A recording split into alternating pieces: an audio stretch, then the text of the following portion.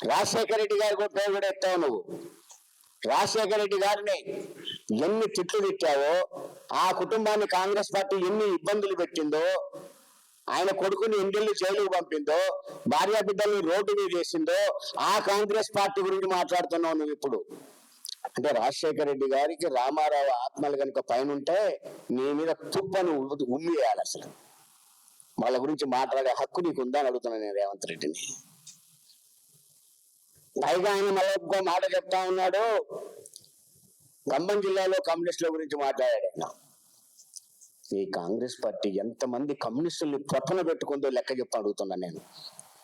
మొన్నటి గండ్లూరి కృష్ణరావు దగ్గర నుంచి నిన్నటి సామ్య రామారావు దాకా చావు కారణం కాంగ్రెస్ పార్టీ కాదా? ఎంతమంది కమ్యూనిస్టుల్ని పొట్టన పెట్టుకుంది ఆ కాంగ్రెస్ పార్టీ కాదా? ఎమర్జెన్సీ నుండి తెలంగాణ పోరాటం వరకు సాయుధ రైతాంగ పోరాటంలో 4,000 మంది కమ్యూనిస్టుల్ని ఊచకోతకు వచ్చింది కాంగ్రెస్ పార్టీ. ఎదుగుతున్న ప్రతి కమ్యూనిస్టు నాయకుల్ని చంపింది కాంగ్రెస్ పార్టీ. ఈ రోజు ఖమ్మం జిల్లాలో పోయి గ్రామాల్లో చూస్తే గ్రామ పొలిమర్లో కమ్యూనిస్టుల సమాధులు చెప్తాయి కాంగ్రెస్ పార్టీ ఇచ్చిన కష్టాలు ఏంటో. వేదిక మీద మిమ్మల్ని వేదిక మీదనే ఎమర్జెన్సీలో 19 నెలలు ఒక్కొక్క నాయకుల్ని జైల్లో పెడితే భార్య పిల్లల్ని చూడకుండా 19 నెలలు జైల్లో ఉన్నారు కమ్యూనిస్టులు.